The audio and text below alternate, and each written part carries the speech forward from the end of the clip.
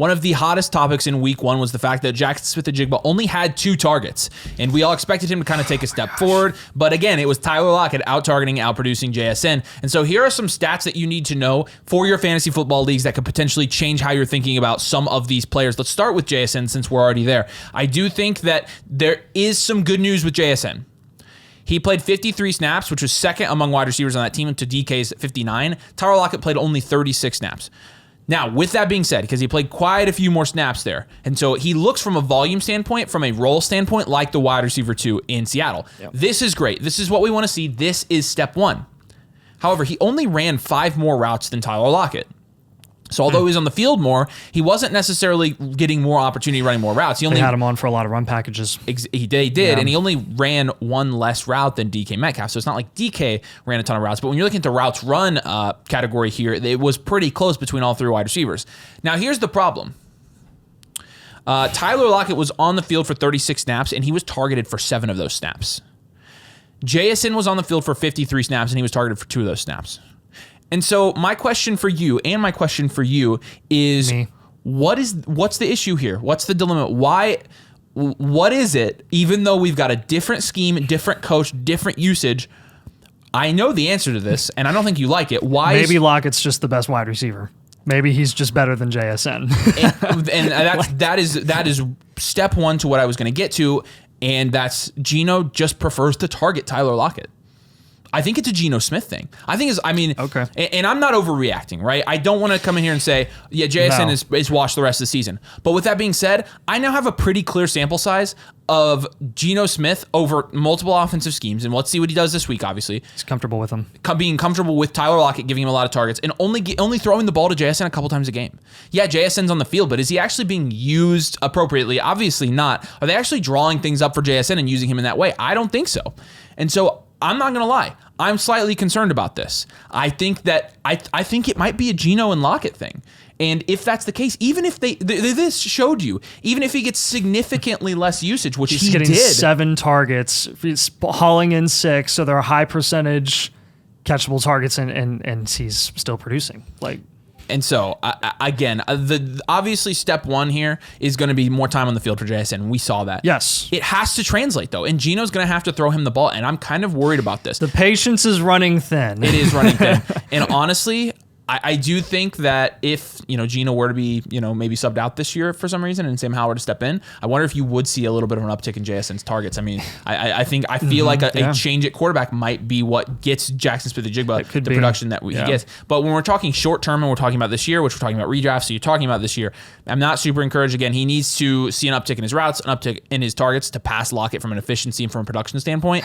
It's a step in the right direction, but it's still not enough, and I think everybody would agree with that. Yeah, and I think part of the reason we are so on edge about the whole JSN situation is you are looking at another guy who was drafted in the same class, on the same offense, on the same team, and he found a way to be productive in week 1 of his second season, and that was Zach Charbonnet playing alongside Kenneth Walker. And while Kenneth Walker is going to get a majority of that workload, Charbonnet was able to get a touchdown. He had an explosive play. He looked a lot better than he did last year. 3 receptions, 29 yards, a touchdown, and he had 8 carries. And no, he wasn't efficient with those carries, but I mean, you're looking at the third down workload and the third down usage, and I mean, he got more third down usage than Kenneth Walker did in that game. So I think you're looking at that situation and it's like, hey, we need to see this with JSN in the passing game because Zach Charbonnet is doing his part, and Zach Charbonnet is a lot more limited than we thought JSN could be. So we're just, clock is ticking, man. Clock is ticking, and we need JSN to contribute to our starting fantasy lineups, or what are we doing?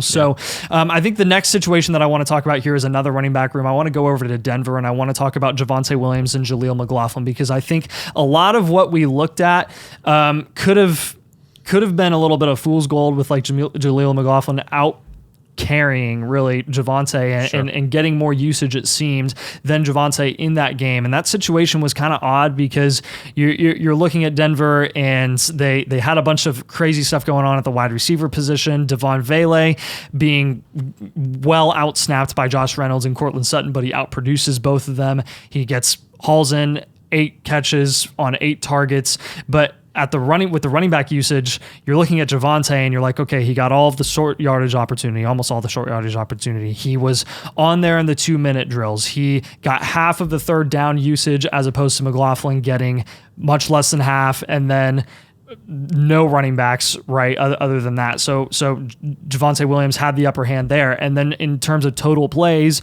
Javonte was still getting more usage than Jaleel. I think you're looking at it still not quite being a 50-50 split, but I mean, even on early downs, Jaleel McLaughlin did out-snap Javonte Williams on early downs, which is probably what I want to highlight here. I mean, when you're looking at Javonte Williams and what he offers from a fantasy perspective, you're expecting him to get usage on early downs, right? Yeah. So I think that while maybe at face value with the short yardage opportunities, with the 2-minute drill, with the third downs and total plays, you're like, okay, maybe Jaleel McLaughlin is fool's gold. Fool's gold.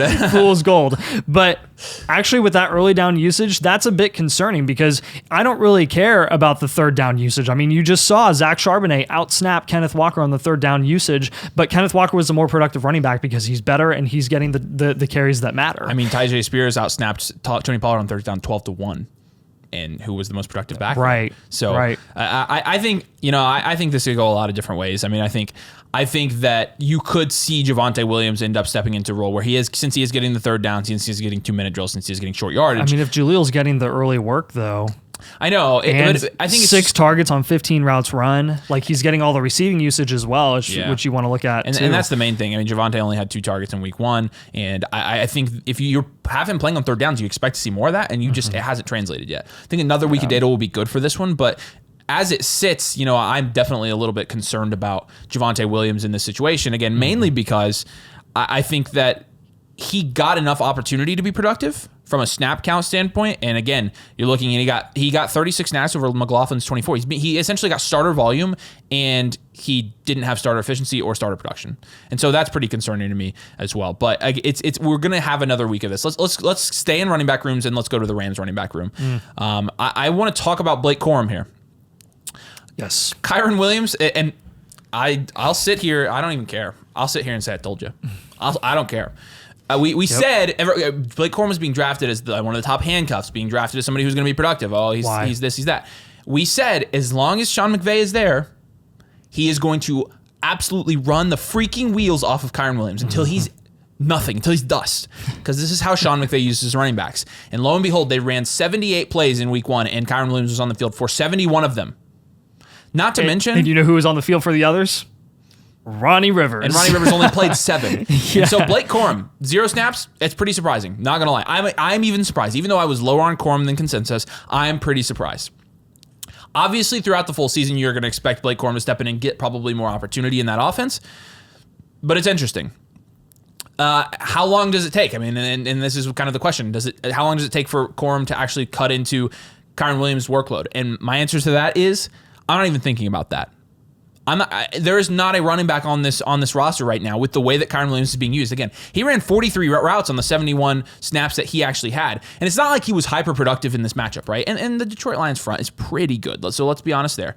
But with Kyren, again, 18 attempts on those 71. So they didn't run the ball as much as they did last year, but he did have that touchdown. He had 50 yards, so he wasn't efficient at all. But 91% snap percentage. 91%. That is jarring for a running back in today's NFL. That is jarring. Yep. What does this tell you? Kyren Williams is healthy, number one, but he is, while he's on the field, going to get the volume to be the bell cow like he was last year. Yep. This is exactly how he fell into that situation last year where you found him as a running back one, is because he was getting 95, 100, 84, 82, 94, 90, 70, 94, 90% of snaps in these games and was getting so much volume that he was just getting a bunch of touchdowns. This week 1 matchup was kind of a crapshoot. But when you're looking at week 2 for Kyren Williams playing the Arizona Cardinals, I bet he's going to go off this week. And the kind of premise here is Ronnie Rivers is the running back 2. Blake Corum is the one running back 3 as it sits right now. None of those guys matter. None of them matter at all. It's Kyren or it's nothing in that running back room. Mm-hmm. And if you have Blake Corum's a drop candidate for sure. Yeah, and it was hilarious just to see that Ronnie Rivers, when he was on the field 7% of the time, was the one that was getting the opportunity, and Blake Corum again didn't. Blake Corum's the third option indefinitely. Like they have, there is no rush to get him on the field. Absolutely zero rush. Yeah, it's just classic Sean McVay, and I don't know why we didn't see it coming, because you can get Corum cheaper now than you ever were able to when you were drafting him in the 9th, 10th round pre-draft. Yeah. So I do want to talk about J.K. Dobbins here, who outsnapped Gus Edwards and got nearly all of the third down work. I mean, he absolutely demolished Edwards in routes run. He had 17 routes run to Gus Edwards 6. I'll take my L here. I mean, he figures to be the best running back in this offense based on his week 1 outing.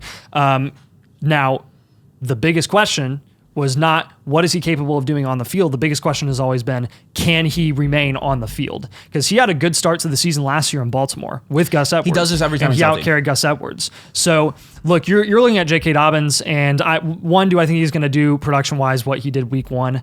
I don't know. I mean, maybe he could, because it's a great matchup this week against Carolina. But I mean, you're looking at this short yardage usage, Dobbins. You're looking at the third down usage, Dobbins. You're looking at the early down usage. Gus Edwards actually did have the upper hand there, 21 snaps to Dobbins 19. In total plays, it was 24 to Dobbins 33. Goal line carries, Gus Edwards got the lone goal line carry. So while I do think that J.K. Dobbins has well exceeded a lot of people's expectations week 1, I don't think that Gus Edwards is entirely dead and totally out of consideration of getting a decent amount of usage, right? Dobbins could have done well week 1. We'll see over the next couple of weeks what that usage looks like. But I mean, this could easily have been Gus Edwards' day with that goal line carry, right? This could easily have been Gus Edwards' day with all of the early down opportunity. I think it was really, again, the routes run and the receiving usage that Dobbins was able to capitalize on. That is a weakness of Gus Edwards. But in the run game, like if the receiving usage doesn't work out for J.K. Dobbins in a week, Gus Edwards is going to be the guy that you wish you had started most likely. So I still think this is looking like a true 50-50 split. It does, and look I like think that. It's going to continue to be a 50-50 split. You just saw the production favor J.K. Dobbins in week 1. So don't overreact too much about Dobbins. Though if you invested in him before the season, he has skyrocketed up boards and has increased in value a ton. He's a great leveraged asset to own right now. And so on that note, another 50-50 split that looks closer to a 50-50 split than people think is the Dolphins backfield.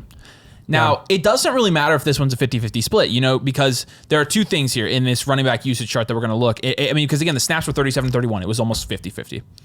Number 1, Javonte Jaleel got the goal line carries. That's the most important. Number 2, Javonte Jaleel was on the field more on third down. That's important. Yep. And you saw that play out mainly in the receiving game. Have him being used as a receiver, 7 receptions, 75 yards. That's the difference. So while Raheem Mostert was not heavily outsnapped by Achane, he had a lot less work in pretty much every aspect except for early downs. Raheem Mostert was on the field more for early downs.